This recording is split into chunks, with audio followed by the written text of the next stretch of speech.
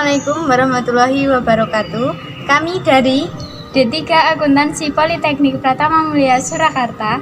Di video kali ini kita akan membahas mengenai pemasaran. Perkenalkan, nama saya Ratih Galih Pratiwi, NIM 210510001 dari jurusan akuntansi. Saya Krisdayanti, NIM 210540005 dari jurusan akuntansi. Saya Elisa Maharani dengan NIM 210540006 dari jurusan akuntansi. Selamat menyaksikan. Teman-teman pasti ada yang kurang mengerti mengenai pemasaran. Nah, di video kita kali ini, kita akan membahas mengenai pemasaran secara lebih mendalam. Yuk, simak video kita kali ini agar kita bisa mengetahui pemasaran lebih jelas lagi. Apa sih pemasaran?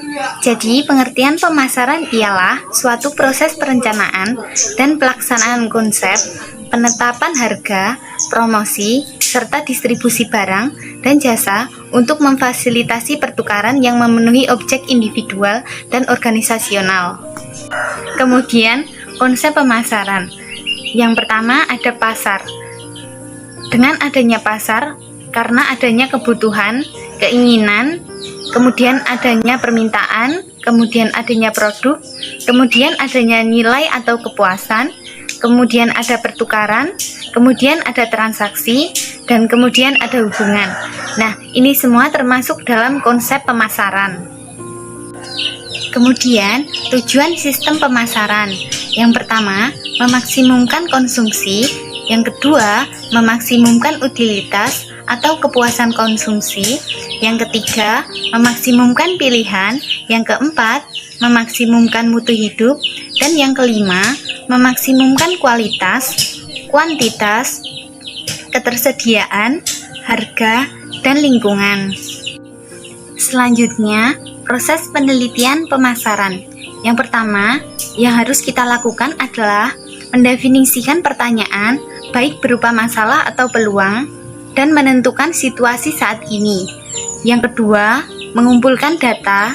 Yang ketiga, menganalisis data penelitian. Dan yang keempat, memilih solusi yang terbaik dan mengimplementasikannya. Kemudian, fungsi dari pemasaran itu ada 4. Yang pertama, pengenalan produk. Dengan adanya pemasaran, produk akan lebih mudah dikenal oleh pelanggan. Pemasar harus menonjolkan keunggulan dari produk yang dipasarkan, sehingga bisa lebih menarik perhatian dibanding produk pesaing. Yang kedua, riset. Menggunakan pemasaran untuk mendapatkan informasi yang tepat mengenai pasar target sebuah produk, seperti kepopuleran, usia, jenis kelamin, kebutuhan, hingga keinginan, dan lain sebagainya. Yang ketiga, distribusi. Dengan distribusi yang baik, akan memastikan bahwa produk dapat mudah dipindahkan ke lokasi produksi ke pasar luas menggunakan jalur darat, air, maupun laut. Selain itu juga memastikan bahwa produk dapat dengan mudah dipindahkan oleh pelanggan. Yang keempat, layanan penjualan. Pemasar harus membantu pelanggan setelah mereka membeli produk, misalnya seperti produk mesin. Pelanggan mungkin akan merasa kesulitan ketika menggunakan mesin tersebut. Nah, tugas pemasar memastikan dan membantu agar mesin itu berjalan dengan semestinya. Yang selanjutnya, jenis-jenis pemasaran. Yang pertama, branding adalah bentuk pemasaran yang memiliki fungsi sebagai iklan jangka panjang. Ini sangat membantu untuk membuat produk atau layanan menjadi lebih menarik dan terkenal. Branding seringkali menyertakan nama, slogan, dan logo. Yang kedua, iklan siaran. Biasanya menggunakan radio sebagai media pemasaran adalah salah satu bentuk iklan berbayar yang paling umum. Pemasaran ke pelanggan sangat potensial ketika menggunakan radio karena pendengar radio benar-benar mendengarkan apa yang diucapkan oleh penyiarnya. Selain itu, juga bisa menggunakan media TV untuk menjangkau pelanggan secara luas. Yang ketiga, multi-level marketing adalah bentuk penjualan langsung yang melibatkan banyak orang, di mana perusahaan merekrut dan menjual produk-produknya. Multi-level marketing juga disebut network. Yang keempat, internet atau online menjadi salah satu media pemasaran yang paling diminati. Hampir semua orang pasti menggunakan internet, sehingga pasarnya sangat luas. Pemasaran dapat dilakukan dalam berbagai cara seperti menggunakan email, website, atau iklan. Target pasarnya juga bisa ditentukan karena banyak penyedia jasa iklan yang memiliki fitur ini. Biaya pemasaran.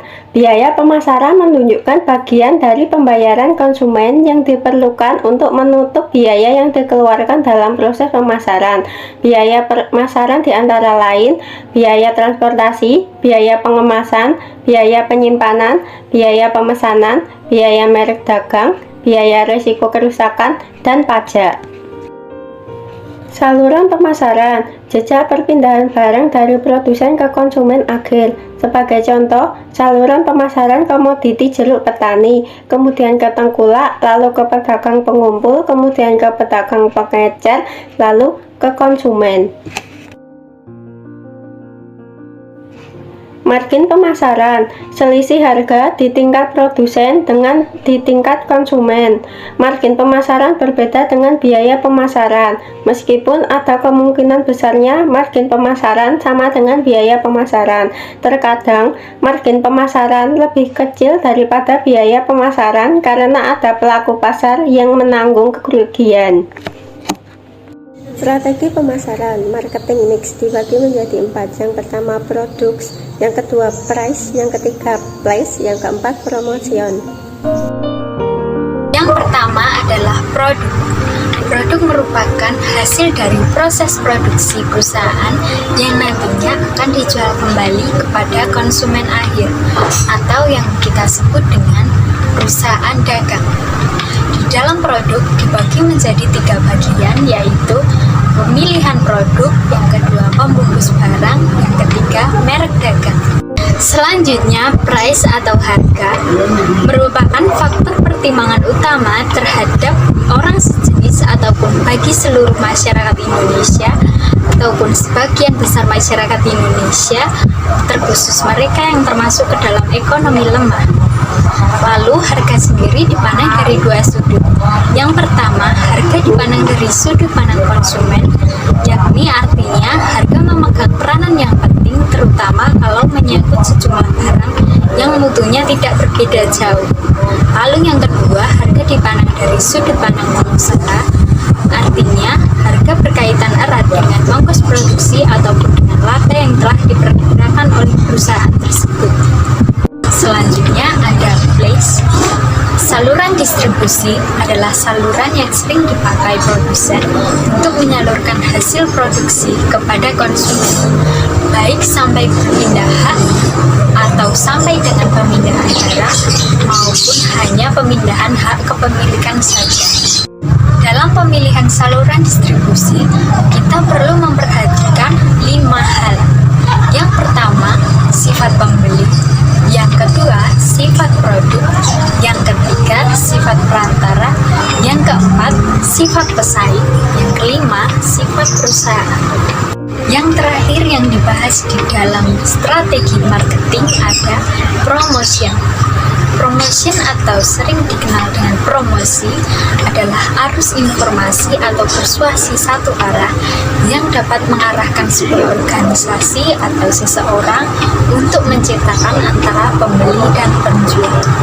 Sekian video dari kami, semoga bermanfaat, Bisa menambah ilmu serta wawasan teman-teman mengenai pemasaran.